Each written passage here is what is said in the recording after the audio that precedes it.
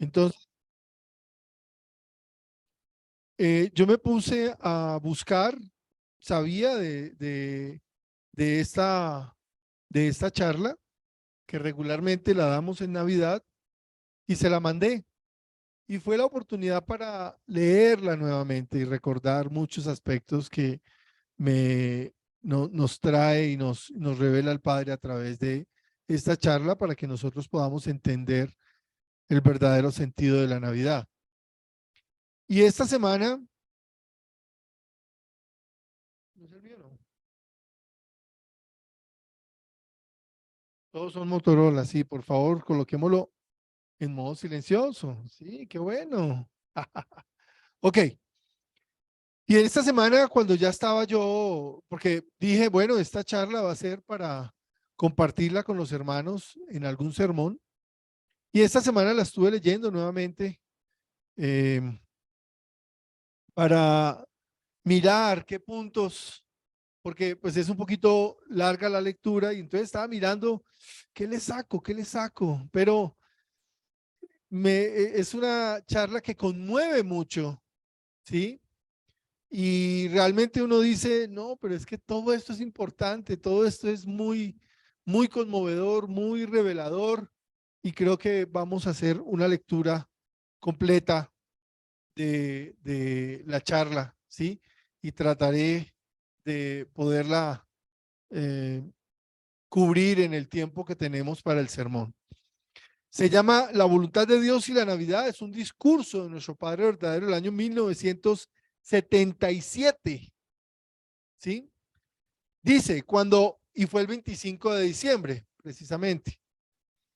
Cuando pensamos en Jesús, vemos que no nació con un propósito personal, como cualquier individuo, como cualquiera de nosotros que nacemos con un propósito personal, sino que más bien vino a la tierra para salvar a la humanidad.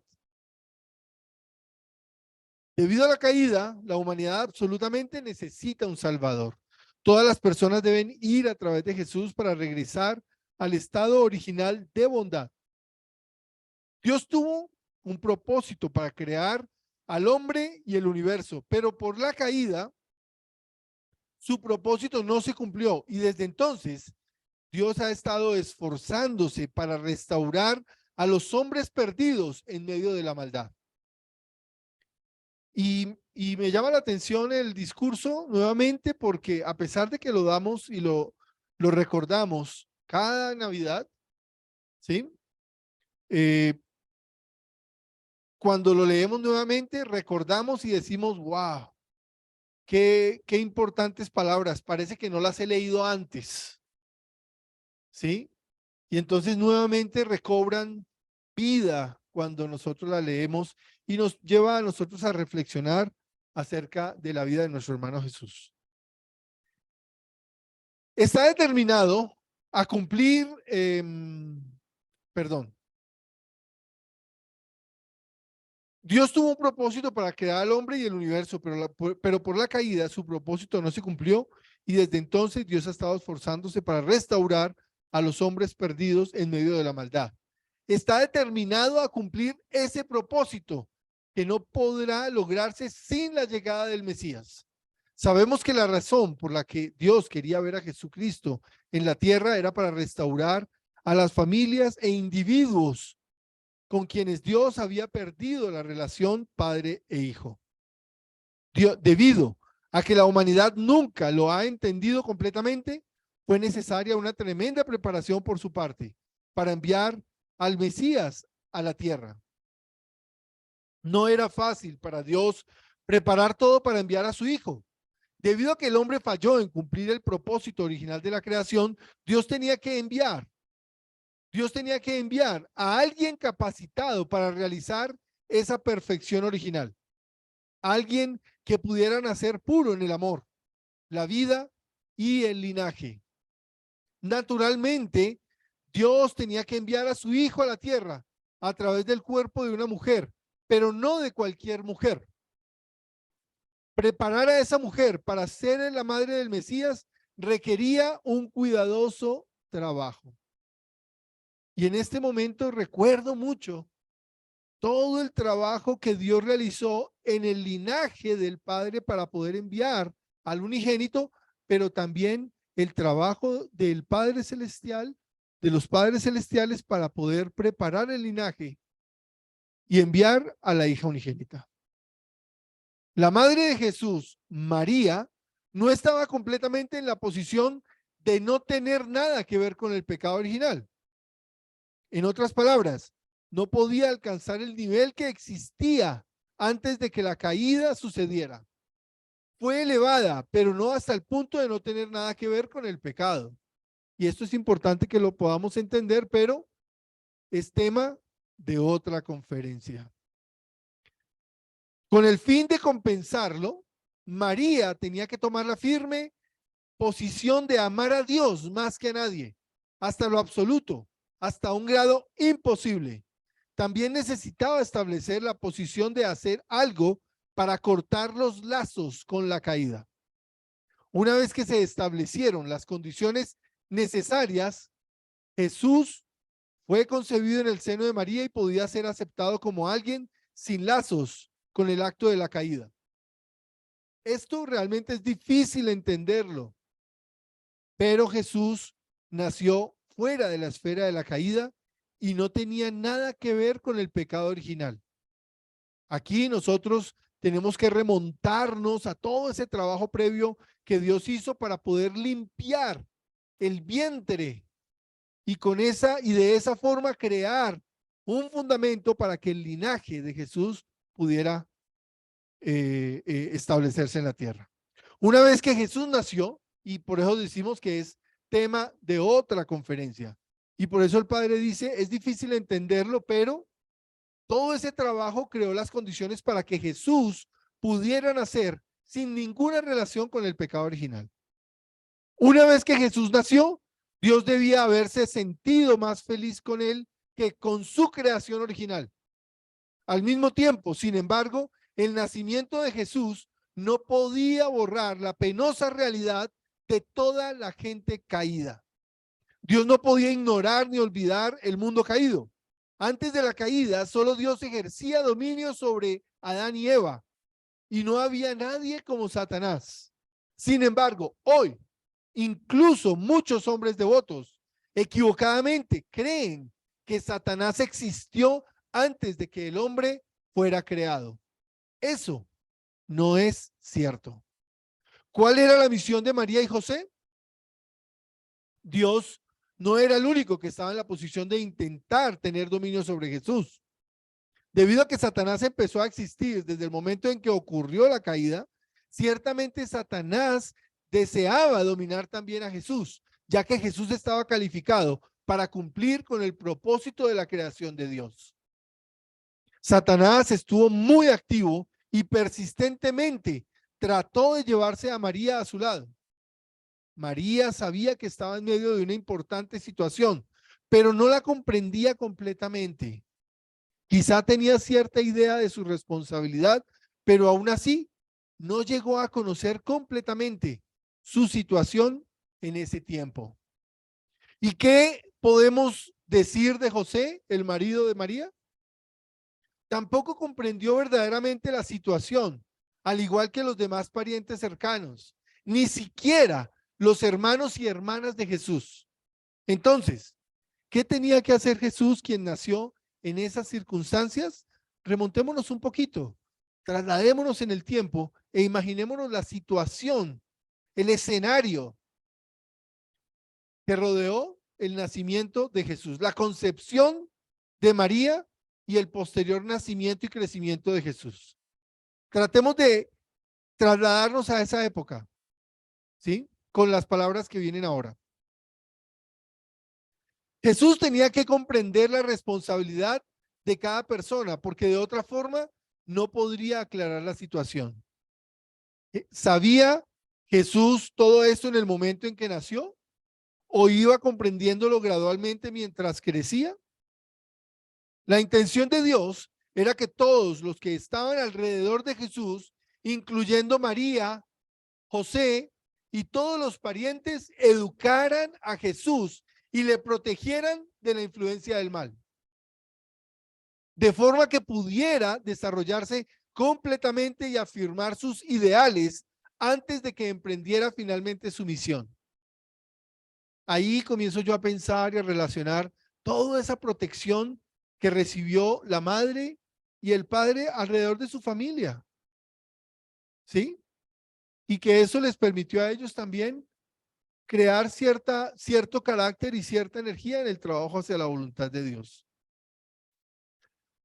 La familia, todo el entorno de Jesús debían haber dedicado todas sus posesiones, su energía y su corazón para proteger a Jesús de forma que la voluntad de Dios fuera cuidadosamente protegida de la posible invasión de Satanás. El único propósito de sus vidas debería haber sido proteger a Jesús mientras se preparaba para su misión. Esto es algo importante que no lo sabemos nosotros. No lo tenemos muy presente.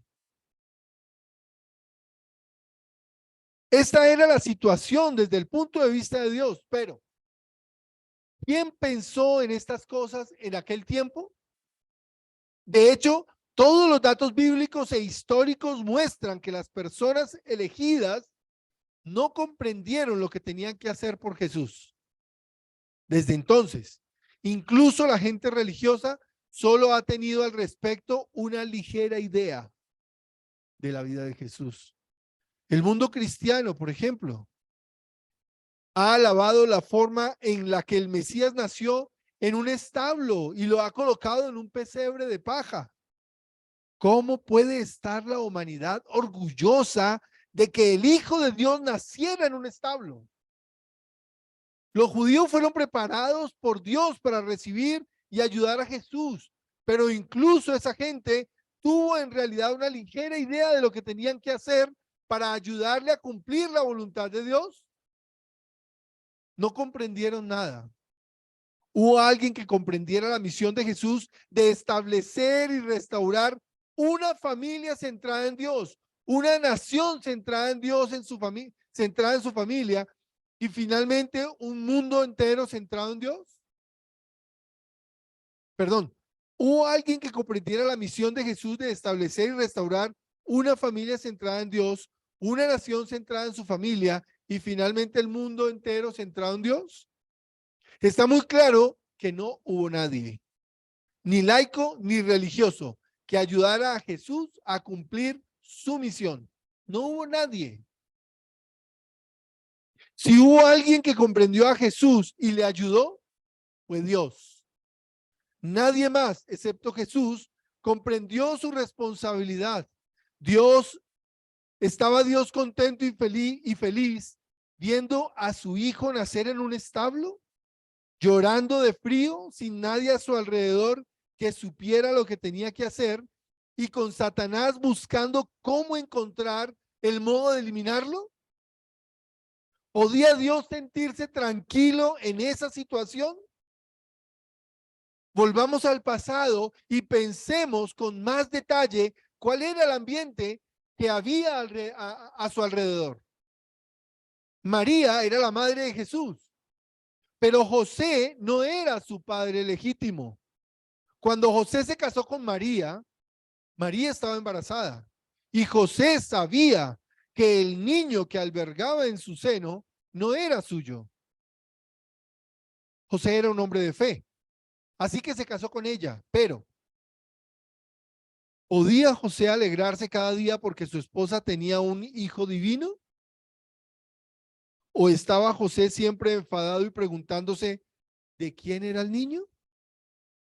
José no sabía nada, excepto lo que se le dijo en un corto sueño. José, como un hombre de fe, se casó con María, como el ángel le indicó que lo hiciera, pero ¿por cuánto tiempo piensan que José podía sentirse honrado y feliz? Pensemos en eso. ¿No piensan que seguiría extrañándose y repetidamente le preguntaría a la madre de quién era el niño? ¿Podía María simplemente responder, oh, fue concebido por obra y gracia del Espíritu Santo, así que deberías estar contento? ¿Será que José se iba a poner, se iba a sentir tranquilo con una respuesta como esa siempre? Incluso si María sinceramente hubiera dicho eso, ¿piensan que José respondería con alegría? Sean realistas e imagínense en esa posición. Supongan que todo el mundo lo respeta a usted como un hombre muy bueno, pero usted tiene que casarse con una mujer que está embarazada, con un niño de otro hombre. Si ella le dijera que fue concebido por el Espíritu Santo, quizás el primer día lo aceptaría, pero ¿podría seguir así con buenos sentimientos durante los años siguientes? Si uno de ustedes estuviera en la situación de José, oyendo murmuraciones y críticas de todos los que estuvieran a su alrededor, ¿se sentirían muy felices y contentos con María? ¿Se sentirían alegres de servir al niño una vez que naciera y por sacrificarse para protegerlo del mal? Es probable que José le preguntara muchas veces a María de quién era el niño, porque tenía curiosidad y porque trataba de comprender. Pero recuerden que en aquel tiempo, una mujer soltera, embarazada, debía ser apedreada según el rey, según la ley, por cometer adulterio. Al principio, José probablemente pensó que comprendería, pero a la larga no aceptó la situación. ¿Piensan que su relación fue feliz por mucho tiempo? Es probable que riñeran y desconfiaran el uno del otro antes que comprenderse plenamente y cooperar con amor a los ojos de Dios. Una vez que Jesús nació, la grieta se hizo más grande y José miró a Jesús como algo que no quería y que había arruinado su relación con María. Esta fue la situación real que existió en la vida de Jesús. Debido a la actitud de sus padres hacia Jesús, ni siquiera sus propios hermanos y hermanas le respetaron, ni mucho menos pensaron que era el Hijo de Dios. Incluso le trataron peor que a otros niños porque era diferente. Siempre que los padres aprecian a un hijo, sus hermanos y hermanas también lo hacen. Pero cuando el padre y la madre son indiferentes y hostiles, entonces lo que sucede es que los demás hijos le tratan de la misma forma. La Biblia cuenta que María y José llevaron a Jesús al templo de Jerusalén para la Pascua. ¿Recuerdan cuando tenía 12 años? Y cuando no lo encontraron después de las celebraciones, volvieron a casa sin él. Regresaron para buscarle solo al cabo de 3 días. Jesús estaba muy indignado y les rechazó. Incluso en una familia normal, ¿pueden ustedes imaginarse que los padres dejen a un niño de la edad de Jesús totalmente solo en una ciudad llena de gente? En una familia normal eso no ocurre. ¿Es verdad o no es verdad? ¿Mm? Entonces pensemos, ¿cómo ocurre en la familia de Jesús? Podemos suponer con seguridad que María y José discutieron sobre esto. José probablemente dijo, olvídalo y vámonos. Y María tuvo que acompañarle. Debido a que María era muy insistente pese a todo, y a que José sabía que no se rendiría, volvieron de nuevo para encontrar a Jesús y traerlo a casa con ellos. Esa es una explicación mucho más lógica y consistente que cualquier otra interpretación. Como niño, Jesús se encontró en una situación insoportable. ¿No creen que los rumores sobre lo frecuente de sus peleas llegaron a toda la vecindad? Recordemos el dicho que dice pueblo pequeño, infierno grande, ¿verdad? ¿Por qué? Porque todo se sabe en ese pueblo, ¿verdad? Todo se sabe. ¿Cómo serán los pueblos hace 2000 años? ¿En dónde nació Jesús? En un pueblo, ¿sí? No muy grande, donde todo se sabía también. Entonces, en una vecindad tan unida como la de un antiguo pueblo judío, lo cierto es que todo el mundo sabía que José y María no se llevaban bien por alguna razón. El sumo sacerdote sabía todo lo de su comunidad. Zacarías, el sumo sacerdote de ese tiempo, y todos los parientes lo sabían todo y criticaban la situación. La familia de José sabía que Jesús no era realmente de ellos y no lo hablaban delante de él. Por eso Jesús no era respetado. Incluso ahora, en una sociedad tan tolerante como la de Colombia o Estados Unidos, ¿sí? Si una joven tiene un niño de un padre desconocido, la gente rumora negativamente sobre el asunto. ¿Es verdad? Eso ocurre en nuestra comunidad actualmente, ¿verdad? ¿Sí? En el tiempo de Jesús la situación era mucho más dura. Una madre soltera era castigada hasta la muerte. Realmente debió haber muchas murmuraciones muy duras. ¿Podía Jesús crecer feliz y contento como un niño normal en esas circunstancias? No. Jesús se encontró en una situación insoportable. Todos los niños con los que Jesús jugaba seguramente debían hacer comentarios sobre las cosas que oían de sus padres. Jesús no pudo tener una relación normal con los otros niños. ¿Mm? Los niños son crueles, no porque sean malos, sino porque naturalmente hablan lo que escuchan de sus padres. ¿Sí? No obstante, el hecho era que Jesús había nacido para salvar a todo el mundo. Era el unigénito Hijo de Dios y su objetivo de la salvación era precisamente la gente que lo rechazaba. La forma en que el Rey de Reyes fue tratado y malentendido por la gente fue muy diferente al ideal que Dios tenía para Jesús. ¿Hubo alguien alrededor de Jesús que tratara de defenderlo? No hay ningún relato que muestre esa dedicación. Jesús fue maltratado y perseguido por su propia familia porque no tuvieron ni la más ligera idea de quién era Jesús. Incluso si no hubiera sido el Rey de Reyes, el Hijo de Dios, ¿se le trató realmente como a un hijo de una familia normal? El sentido común nos dice que ni siquiera en los días de fiesta o en ocasiones especiales nadie hizo ropa especial para él, ni le dio regalos. Sus hermanos y hermanas, a quien José apreciaba más, recibían regalos, pero incluso María temía que José se enfadara por darle algo a Jesús. Por supuesto, a Jesús le hubiera gustado usar ropas especiales y comer el plato especial de ese tiempo, lo mismo que a nosotros, pero él no pudo lograrlo. ¿Fue Jesús libre de hacer lo que le gustaba? Las circunstancias siempre le impidieron dedicarse a lo que deseaba o necesitaba hacer. ¿Qué clase de persona podría haber consolado a Jesús? Pensemos en eso y reflexionemos si yo pudiera ser una persona que pudiera consolar el corazón de Jesús. Jesús claramente sabía que era especial y oyó lo que la gente pensaba de él.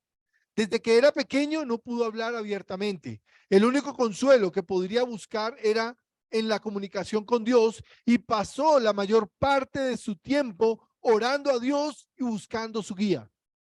Como resultado, Jesús se hizo más y más fuerte en este periodo y las circunstancias le dirigieron en una única dirección, hacia Dios y la realización de su ideal. Sabía que lo que la humanidad pensaba era muy diferente de lo que Dios pensaba. Y aún eso debía ser corregido. También sabía que la sociedad no comprendía nada de lo que Dios deseaba y que él mismo tendría que cambiarla debido a sus adversas circunstancias. Jesús realmente tenía que orar a Dios con fuerza, hasta el punto en el que Dios pudiera hablarle y enseñarle lo que necesitaría para su futuro trabajo. ¿Les digo todo esto porque me lo imagino o es porque realmente conozco los hechos? Aunque la mayoría de la gente no lo cree, yo mismo he pasado por esta penosa situación. Todos ustedes pueden aceptar fácilmente que lo que he dicho es verdad, pero hay todavía un significado más profundo de lo que he explicado. Bajo estas circunstancias, piensan que durante los años de Jesús en la tierra, ¿Alguien celebró su cumpleaños con verdadera alegría? A medida que Jesús crecía y sabía más y más claramente quién era Dios y cuál era la misión que tenía que cumplir, su corazón cada vez se entristeció y se angustió más, y su ambiente se hizo cada vez más difícil de soportar.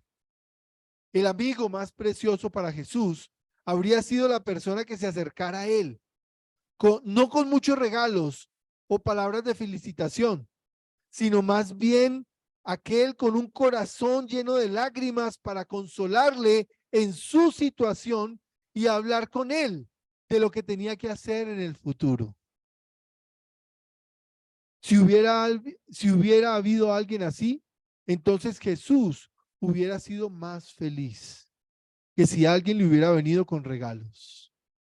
Esa persona podría haber sido uno de sus propios hermanos o hermanas.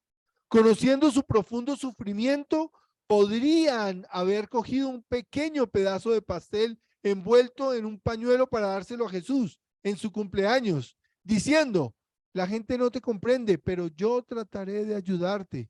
No debes desilusionarte. Jesús realmente hubiera apreciado una persona así, mucho más que a alguien que viniera con un bonito regalo para él y después se fuera. Si hubiera tenido un hermano o una hermana así en su familia, Jesús lo hubiera recordado por mucho tiempo y hubiera hablado de él. Cuando más desanimado se sentía Jesús, más intensamente tenía que orar a Dios.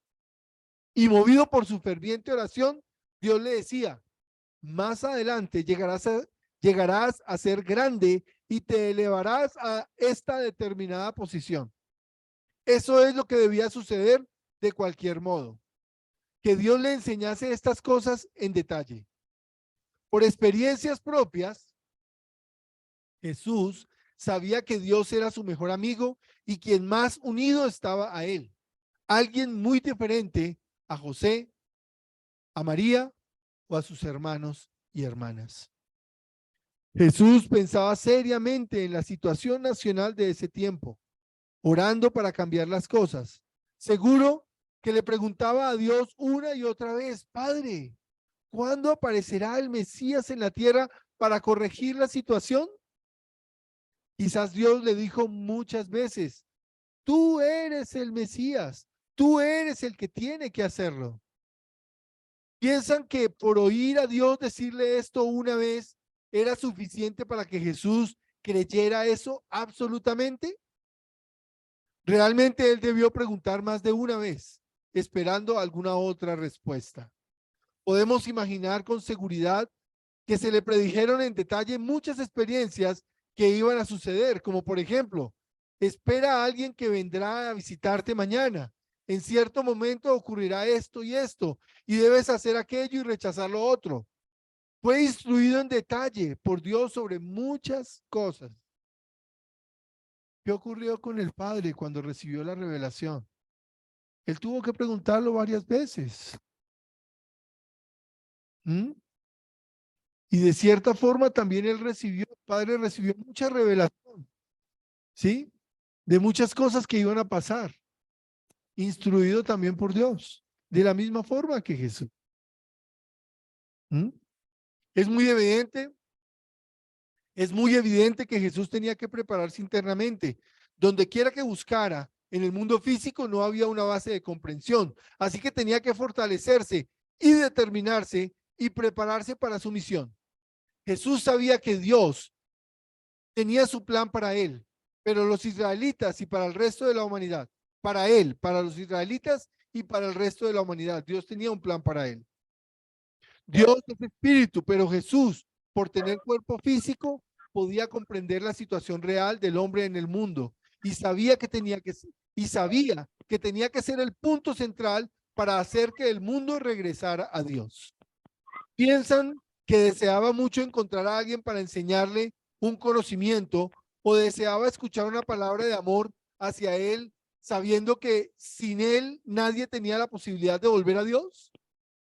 Jesús anheló escuchar Jesús anheló escuchar al sumo sacerdote decir, que el sumo sacerdote dijera, debemos prepararnos para recibirte, porque eres el único modo por el que podemos volver a Dios. ¿Conocemos a alguien que le comprendiera y le dijera esto a Jesús? La gente no solo no se le acercó, sino que se le opusieron directamente. Jesús sabía que estaban en el camino directo hacia el infierno y estaba completamente desesperado para hacer que la gente creyera en él. Al final, la gente no le comprendió y como resultado fue crucificado. Cuando Jesús murió en la cruz, estaba indescriptiblemente desesperado. Jesús estaba completamente desesperado ante la falta de comprensión de la gente, pero ¿cómo se sentiría Dios perdiéndole de la tierra y teniendo que preparar una vez más, miles de años, el regreso del Mesías? Dios dependía de Jesús para realizar esta misión, pero ¿podía Dios bendecir a la gente cuando por el contrario Jesús fue negado y crucificado? Y aquí esforcémonos por comprender plenamente el corazón de Dios en esta situación tan difícil.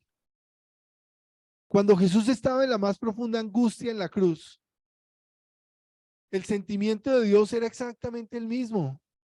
¿Cómo Dios se sentía al ver a su Hijo Jesús en la cruz? ¿Será que Dios estaba pensando en bendecir a la humanidad cuando Jesús estaba en la cruz?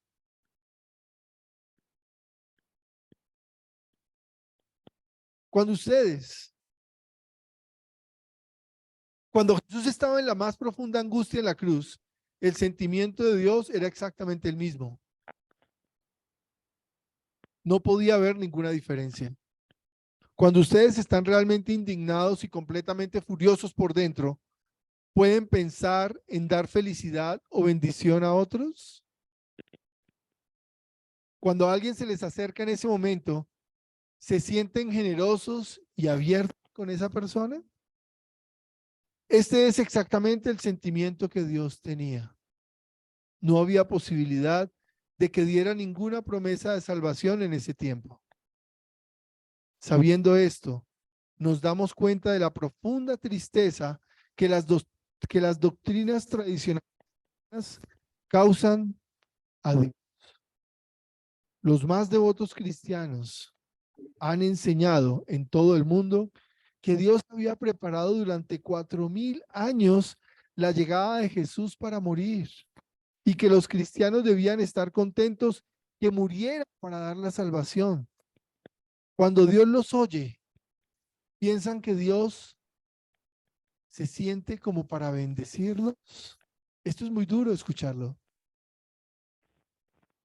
Pensemos profundamente en estas palabras. En esta desesperada situación, Jesús se dio cuenta de la importancia de lo que ocurriría y dijo, volveré de nuevo. Absolutamente nadie, sino hasta ahora gracias al principio divino, pero absolutamente nadie ha comprendido el verdadero significado de estas palabras. Volveré de nuevo. Es imposible que Jesús vuelva de nuevo en las nubes de una forma feliz y mágica para restaurar el mundo. Sin embargo, muchos creen en eso, que eso es lo que ocurrirá. Cuando millones de personas cantan canciones y se intercambian regalos y se desean unos a otros felicidades en su cumpleaños, ¿puede acaso Jesús ser feliz y desearlo también? ¿Deseárselo también? Para Jesús, todas las festividades son únicamente un penoso recuerdo por la misión que quedó inconclusa y que solo podía realizarse aquí en la tierra. Entonces, ¿cuál es la verdadera celebración de las Navidades? ¿Hay alguien que celebre el cumpleaños de Jesús en su sentido verdadero, comprendiendo su situación y lo que tenía que hacer? Hay millones de personas que celebran las Navidades porque todo el mundo lo hace, pero hay, aunque sea una sola persona que conozca la situación de Jesús y que después celebre ese día. La única celebración que tendría significado para Jesús sería cuando alguien que sufriera más y que estuviera más desesperado que él se le acercara diciendo: yo estoy en una situación difícil, pero la tuya es aún mucho peor. Me gustaría celebrar tu cumpleaños a pesar de todo. Olvida tu pena por un momento. Si hubiera alguien así, entonces Jesús estallaría en lágrimas y celebraría su cumpleaños. Hay mucha gente aquí en este auditorio, pero ¿qué clase de personas son y qué se supone que deben hacer? ¿Obtendremos muchas cosas buenas usando el nombre de Jesús? ¿Le ayudaremos o simplemente le seguiremos? ¿Qué debe hacer esta iglesia si ha sido creada por Dios? ¿Para qué nos sacrificamos? Sacrificándonos realizaremos la idea que Jesús persiguió y así llevaremos a todos a la unidad. En el tiempo de Jesús, la gente no le comprendió, pero hoy todos deben comprender este nivel de corazón. Si alguien en la más humilde posición de siervo hubiera venido para consolar a Jesús y hablarle, se hubiera sentido mucho más unido a esa persona que al resto de la gente relevante de ese tiempo, puesto que el corazón de esa persona habría estado muy unido al de Jesús, también habría estado unido con Jesús en todos los demás aspectos. Jesús no habría impedido que esa persona se le acercara, por no estar en la misma posición elevada en la que Jesús estaba. Le hubiera abrazado inmediatamente y hubiera llorado con profundidad. Ese es el reino del corazón, el estándar del valor que sobrepasa cualquier barrera nacional o social y que puede unir a la gente para siempre. ¿Puede la gente sentirse completamente unida por sentarse alrededor de un banquete comiendo buena comida? No. Es en una desesperada situación, cuando todos vierten lágrimas juntos y cuando se consigue la unidad de corazón con Cristo. Aunque la familia nos rechace, o la sociedad no nos reciba bien, o el mundo no nos comprenda, no podemos abandonar el camino que Dios ha abierto para la humanidad y para el Mesías, no importa lo difícil que éste sea. Por eso mismo, estoy haciendo lo que hago. El único propósito por el que estoy aquí es para que sigan exactamente el mismo curso que Dios ha seguido. ¿De acuerdo? Algunas veces es muy difícil, pero es el único camino seguro para llegar a forjar una relación profunda de corazón con Jesús y con Dios. Si escogemos el mismo camino que Jesús recorrió, así podremos comprender y participar de una relación de corazón profunda con Dios. Durante ese proceso, seremos perseguidos por nuestra familia biológica y nuestra sociedad, pero aún así, debemos seguir a Dios y a Cristo de la misma forma en que Jesús lo hizo. Ese es el único verdadero camino religioso. Muchos de nosotros hemos recibido persecución de nuestras familias por seguir este camino, pero aún así debemos mantenernos con fe absoluta, obediencia absoluta y amor absoluto. Cuando uno de ustedes deben pensar, cada uno de ustedes deben pensar si están uniéndose al corazón sufriente de Jesús en la cruz, o la vida de Jesús antes de la cruz, o al ideal de Dios incluso antes de que Jesús naciera. Esa pregunta no la debemos hacer nosotros. Si alguien está uniéndose al tiempo del comienzo de la historia y se une con Dios, entonces después del nacimiento de Jesús y de sus actividades en la tierra, debe unirse con él hasta el cumplimiento de la dispensación. Si una mujer está siguiendo a Jesús, debe hacerlo con el corazón de María, y remediar la situación de hace 2000 años, tratando de ser la mejor María posible. Si se trata de un hombre, debe procurar servir a Cristo en la posición de José, determinándose a proteger a Jesús de cualquier posible invasión satánica y sirviéndole hasta el cumplimiento de la misión, tratando de ser el mejor José posible. Para seguir a Cristo, una persona también debe seguirle como lo tenían que hacer, como lo tenían que haber hecho sus propios hermanos y hermanas, que debían haberle comprendido y amado completamente y haber hecho todo lo más difícil por él, haciéndolo y uniéndose con Jesús. Jesús y Dios mismo nunca podrían decir en el futuro, no te conozco. Lo que sí, los que siguen a Jesús como un verdadero amigo pueden consolarle, superando el sendero de espinas en este mundo y sintiendo furia por toda la injusticia que se le ha hecho. Esa persona puede decir, ellos no te comprenden, yo indemnizaré sus fallos, así que no les culpes ni te angusties por esa situación. Intenta olvidarlo y luchemos juntos. Si el Mesías hubiera tenido seguidores así, Dios entonces hubiera podido actuar y liberar el resto de la dispensación. Imagínense que hubiera encontrado tal tipo de seguidores Jesús en aquel entonces.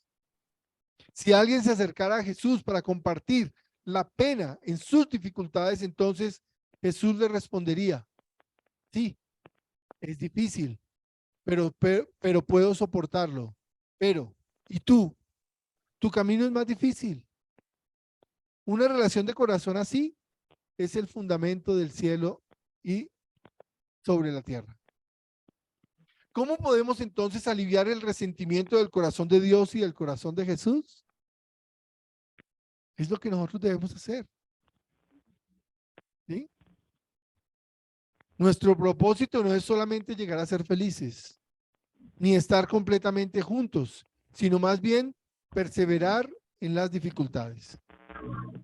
Incluso buscaremos las mayores dificultades para superarlas con el fin de consolar a Jesús y a Dios. ¿Cómo pueden decir que todo esto es bueno? Es el único camino para aliviar el resentimiento de los corazones de Jesús y de Dios.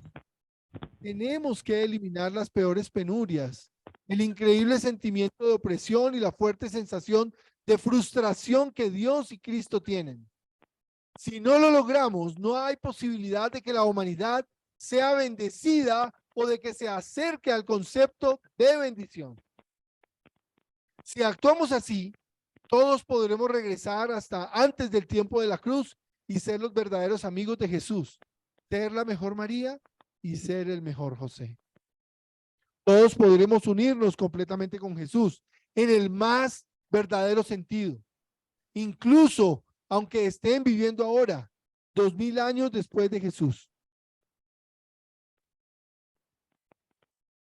Pueden ser sus amigos porque el amor no está limitado ni por el tiempo ni por el espacio. Cuando Satán trata de destruir y perseguir a Cristo, cada uno de nosotros debería ser muy fuerte y decirse, para mí no hay Satán y no tengo ninguna duda, no hay otra bendición mayor que tener una segunda oportunidad para proteger y servir a Jesús en la tierra. Deberíamos decir que no hay mayor bendición que tener una segunda oportunidad para proteger y servir a los padres verdaderos en la tierra. No hay mayor bendición que esa. ¿Cuánto lo creemos nosotros? ¿Cuánto creemos nosotros como miembros y familias bendecidas? Y no hay mayor bendición que servir a los padres verdaderos. Que no hay mayor bendición que vivir apoyando a la madre verdadera, a la hija unigénita. No hay mayor bendición que eso. ¿Cuánto nosotros lo creemos? Y si lo creemos en el corazón o en el intelecto. No hay mayor bendición que eso. En el tiempo de Jesús, el mejor de sus seguidores debía haber pensado solo en la nación en la que se encontraba. Pero ahora nosotros iremos más allá de nuestra propia nación y trabajaremos por el beneficio del mundo. Tenemos que estar orgullosos de vivir así. Debemos ser orgullosos de decir, soy hijo de los padres verdaderos. Debo ser orgulloso de eso, hermanos, hermanas. Debemos concluir que yendo a través de estas dificultades, con toda seguridad nos haremos líderes fuertes, entrenándonos en la posición de los 12 discípulos de Jesús. Cuando los discípulos se enfrentaron a una situación difícil, todos huyeron. No había ni rastros suyos. Cuando Jesús se enfrentó al momento más difícil, por supuesto que tenemos que ser mejores que los discípulos de ese tiempo para permanecer firmes y proteger a nuestro Señor, proteger a nuestros padres verdaderos. Si lo hacemos, entonces Dios tendrá un fuerte apoyo en nosotros y no se irá. Eso significa que estaremos en manos seguras y que no importa quién se nos oponga, los comunistas o el mundo libre, Dios no se sentirá nunca desanimado. Quien es perseguido solo puede acercarse más y más a Dios. En otras palabras, no tiene nada que perder e inevitablemente será quien más se una a Dios. Eso es exactamente lo que sucede cuando alguien persevera hasta que no puede más. Entonces, Dios mismo se le aparece para enseñarle en detalle. Cualquiera puede experimentar sus milagros las 24 horas del día. Podemos llamarnos afortunados puesto que amamos a Dios hasta ese punto y Dios nos ama en respuesta. Al final, el amor llega de todas partes, dominándolo todo. Podemos ser como Dios gracias al amor, puesto que le amamos tanto y que Él nos ama tanto a nosotros. Somos iguales a Dios. Después de todo, somos los hijos de Dios. La única diferencia es que Él es el sujeto y nosotros somos el objeto. El mundo está celebrando las Navidades a su modo y nosotros las estamos celebrando a nuestro modo. Celebramos estas Navidades en su más verdadero sentido, comprendiendo la verdadera situación de Jesús y el significado de su segunda llegada, dedicando todo nuestro corazón y amor para unirnos en amor con Dios. Así es como participamos en todo lo que le pertenece a Dios. No importa lo gastada que esté la ropa que llevemos, ni importa lo indignos que podamos estar o si no tenemos regalos que traer. Al ofrecer nuestro corazón por esta causa, podemos ser los verdaderos participantes de estas Navidades. Y comprendemos ese corazón dolido y sufrido de Jesús y de Dios. El mundo está celebrando las Navidades, pero no de la forma verdadera, y Dios no encuentra ningún significado en estas celebraciones. Me pregunto si cuando venían aquí esta mañana, algunos miembros estuvieron pensando en las alegres Navidades que celebraron en el pasado y si desearon revivir aquellos momentos felices en vez de celebrar las Navidades en un sentido verdadero, como lo enseña la Iglesia de Unificación. Debemos saber que estos días son los más tristes para Dios y para Jesús. Jesús nunca tuvo una verdadera celebración de cumpleaños mientras estaba en la tierra.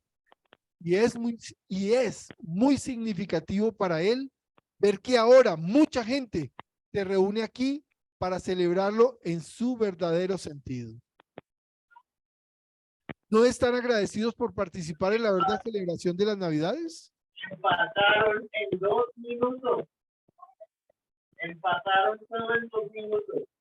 Bárbaro. ¿Quién empató? Eso es lo justo. Eso me encanta. Seguí, apaguemos el micrófono. Pues la gente ¿No están agradecidos por participar en la verdadera celebración en las Navidades? ¿No creen que Jesús sería muy feliz al ver que la gente que se reúne aquí ha vertido lágrimas y sudor por hacer el trabajo de Dios? ¿No tienen la seguridad de que Jesús está profundamente conmovido al verlos reunidos cantando canciones de Navidad y deseándole feliz cumpleaños?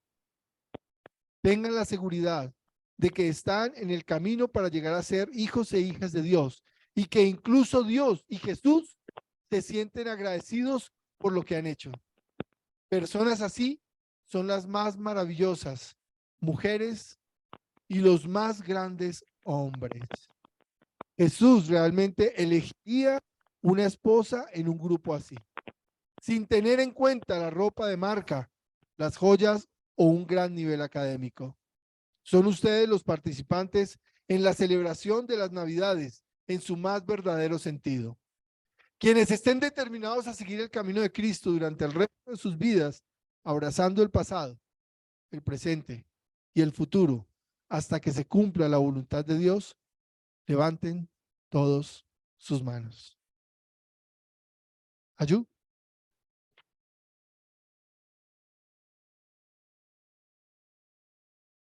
Que Dios los bendiga. Ayú. Hermanos, hermanas, esta ha sido la charla preparada para el día de hoy en este sermón dominical, muy apropiada debido al tiempo y las celebraciones que estamos nosotros para las que nos estamos preparando. En el mundo católico se celebra la novena, ¿sí? Y donde claramente se habla acerca de cómo fue el curso, ¿sí? En el día 1, ¿qué fue lo que pasó? Entonces que llega Jesús con el burro y entonces, y van caminando y no encuentran el sitio, y entonces hasta que el día 24 llegan al establo y ahí nace y todo eso. ¿Sí? La conclusión de, de toda esa novena debería ser la que nos dice el Padre verdadero. ¿Sí?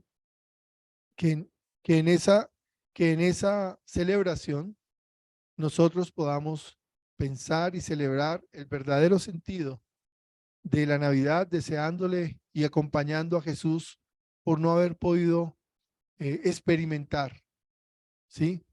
Una verdadera unidad con su familia, ¿sí? En estas fechas. Doña Abigail.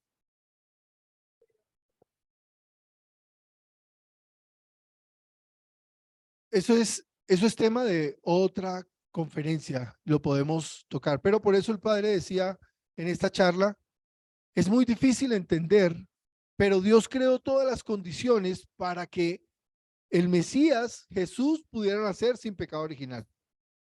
Pero claramente es tema de otra conferencia, no es, pero lo que sí es claro es que fue engendrado mediante la relación de un hombre y una mujer. ¿Sí? ¿Ok? Sí, sí, fue por obra y gracia del Espíritu Santo, pero por eso, doña Gael, eso es tema de otra conferencia y si quiere la podemos conversar más adelante para poder explicar un poco mejor todo en detalle cuál fue el proceso. Pero, como haya sido, fue por obra y gracia del Espíritu Santo. ¿Sí? Entonces, eso es importante que lo podamos nosotros tener claro. Muy bien, hermanos, hermanas. Muchas gracias a quienes nos acompañan aquí en la sede central y quienes nos acompañan a través del Zoom. Les agradezco mucho por su atención. Dios les bendiga. Muchas gracias. Que tengan una feliz semana.